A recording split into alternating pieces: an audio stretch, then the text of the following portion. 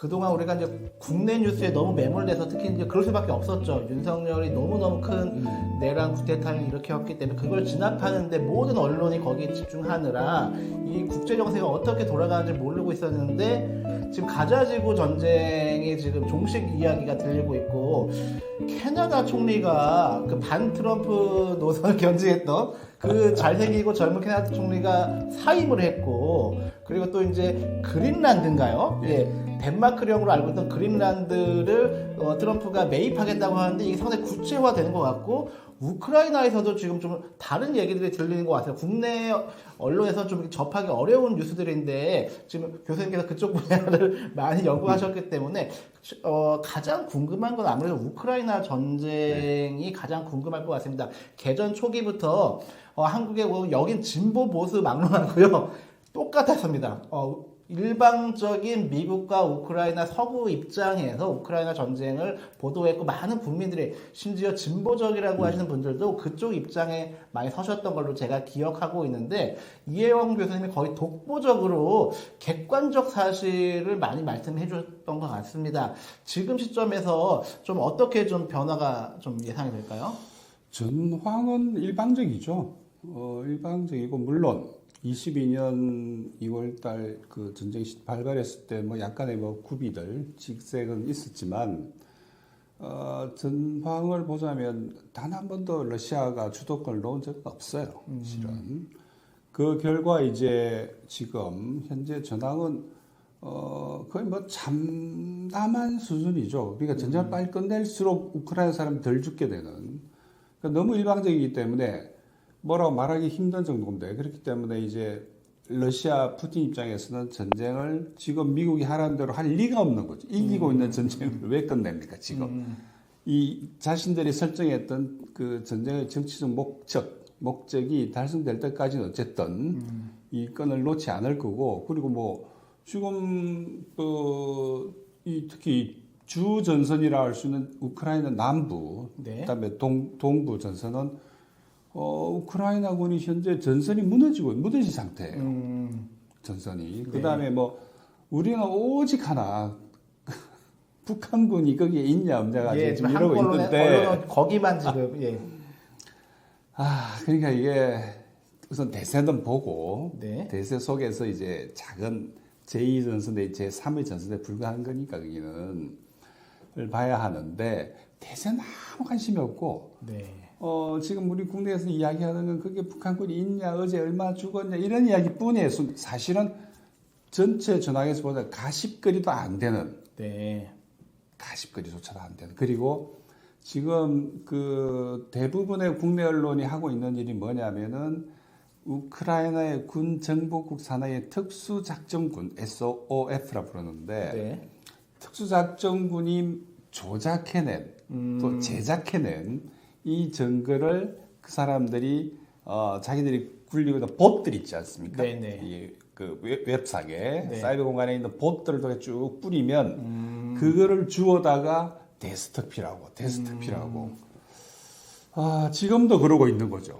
요 며칠 사이에는 또 두 명의 포로가 잡혔다. 그래서 뭐 고향에 가고 싶다. 이런 말도 안 되는. 정말 말도 안 되는 이야기만 지금 듣고 그것이 전황이라고 생각하는데 네. 대단히 큰 오판입니다. 지금 그게 쿠르스크예요. 러시아 땅이니까 그쪽에 보면은 그 처음에 침공했을 당시 작년 8월 달이죠. 네. 처음 침공했을 당시 차지했던 영역의 절반 이상을 이미 상실했어요. 네. 가면 갈수록 불리해지고 있는 상황에서 이 상황에서 젤렌스키가 북한군 파병선을 퍼뜨렸고 또 우리 국정원이 그걸 받았고 네. 우리 언론이 받았고 이제는 미국이 한때 또 그걸 주도하고 있다가 계속적으로 가짜뉴스를 만들어내고 있는 거죠. 조금이라도 신경 써서 보신 분들은 알 겁니다. 이게 이른바 증거들, 파병의 증거들이라고 제시된 걸 보면은 거의 대부분이 조작된 거예요. 네. 그리고 조작들이 이제 조금씩 밝혀지는 거죠. 네. 그렇기 때문에 쿠르스크를 포함해서 지금 우크라이나의 전황은 일방적이다. 일방적이고 러시아의 이건 뭐 승패를 따지기가 좀 민망할 정도로 일방적인 게임을 하고 있는 셈인데 이런 상황에서 이제 그 트럼프가 등장을 하면서 전쟁을 끝내라. 네. 물론 바이든은 끝내라는 게 아니었어요. 바이든은 확전이었어요. 네. 어떻게 하면 전쟁을 확대시키냐. 그런 가운데 한국이 있는 거죠. 예. 다시 말해서 파병설을 미끼로 한국군과 한국군의 장비 그리고 한국군의 돈, 한국의 돈 지원을 젤렌스키는 바라는 거고 뭐 미국 입장에서도 나쁠 거 하나도 없는 거죠. 네. 자신들의 어떤 그 실타리 갈수록 부족하니까. 그 다음에 이번 전쟁은 엄격히 따지면 러시아와 우크라이나만의 전쟁이 아닙니다. 네. 러시아와 나토, 러시아와 미국의 전쟁이에요. 네네. 어제인가요? 페트루셰프 전 안보보좌관이죠. 푸틴에 등장 인터뷰를 했지 않습니까? 앞으로 전쟁을 어떻게 끝낼 건지에 대해서. 그러니까 이쪽에서 하는 말은 뭐 전쟁은 어떻게 협상을 통해서 끝나는 건데 단 우리하고 미국하고 협상하자. 미국하고만 하겠다. 만 하자. 예. 그러니까 우크라이나는 빼라. 네. 왜?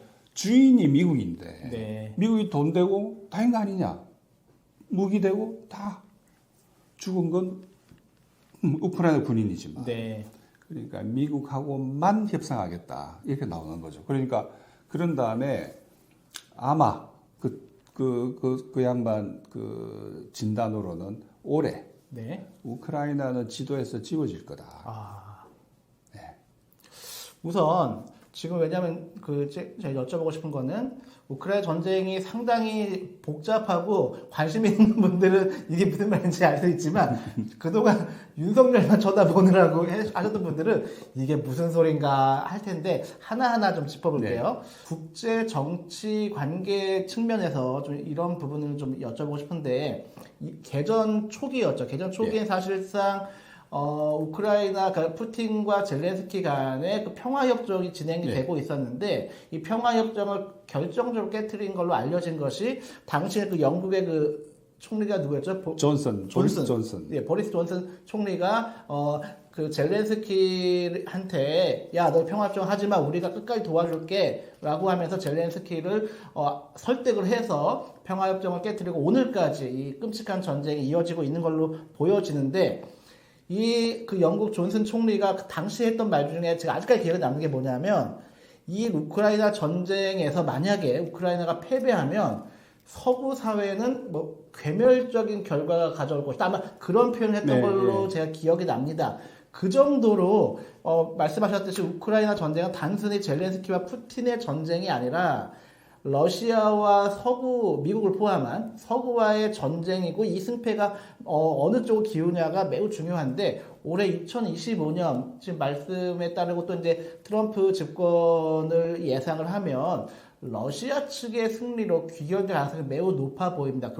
그럴 경우 국제 정치 관계 측면에서 어떤 변화가 좀 예상이 될까요? 당시 보리스 존슨이 좀 덜 떨어진 측면이 있지만은 그 말은 정말 정확하게 한 건데 뭐냐면은 왜 우크라이나가 패배하면 안 되는지 그 이유는 간단하다. 우크라이나가 패배하면 서방의 패권이 무너진다. 노골적으로 이야기가 그렇게 했어요. 웨스턴 헤지모니라고 그대로 단어를 그때 쓰자면 그렇습니다. 예를 들면 분명히 22년 4월에 끝낼 수 있었던 전쟁이죠. 그리고 존슨과 바이든, 존슨이 혼자서 할 수 있는 일이 아니에요. 왜냐, 영국은 군사력이 그만큼 안 됩니다. 네. 그렇기 때문에 결국은 바이든하고 존슨이 이야기를 해서 젤렌스키를 주저앉힌 거죠.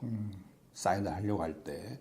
그리고 그 당시에 이스탄불에서 체결했던 가스명대였던 조약 내용을 보면은 실은 우크라이나도 굉장히 유리해요. 네.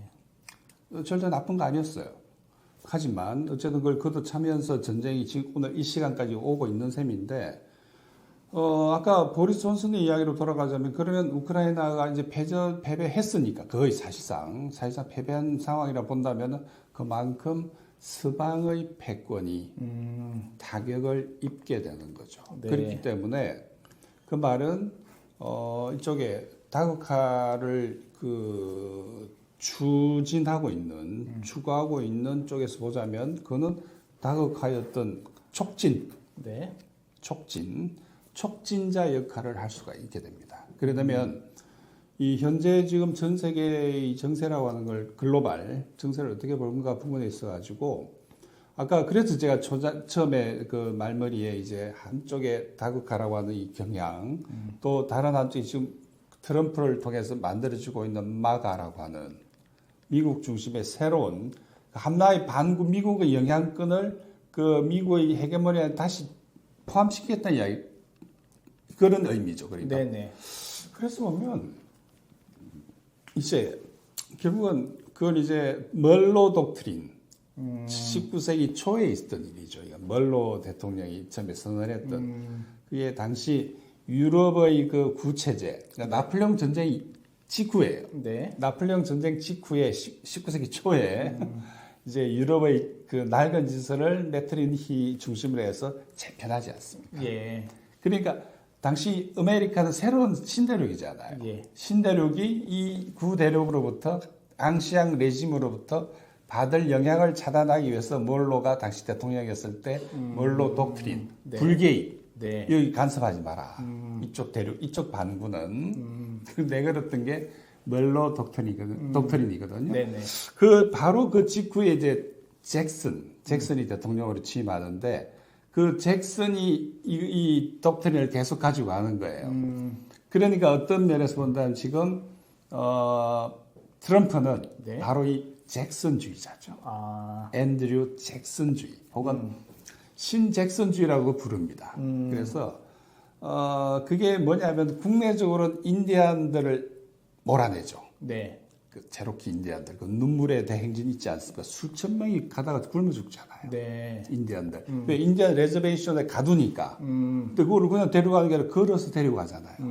그래서 가다 수천 명이 비참하게 죽는 일이 생기는데 그러니까 국내적으로는 그 인디언 탄압, 국외적으로는 자신의 영향권, 미국의 아메리카의 영향권에 대한 구체제, 유럽의 간섭을 배제하는 네. 그 컨셉이에요. 네. 그러니까 그게 이제 지금 다시 그 트럼프가 들고 나왔을 때 그 의미는, 그것이 갖고 있는 의미는 아까 말씀드린 것처럼 이쪽 반구, 예를 들어 아메리카 대륙은 네. 그린랜드 포함해서 네. 다 우리의 영향권이니까 누구도 들어와서 간섭하지 말라는 이야기. 네. 그게 예를 들어 남미에 있는 민중들 입장에서 본다 황당한 이야기인 거죠. 네네. 당장 그 멕시코의 신임 대통령이 그러지 않습니까? 우리 협력을 하겠는데 니들이 정석국 아니다 우리는.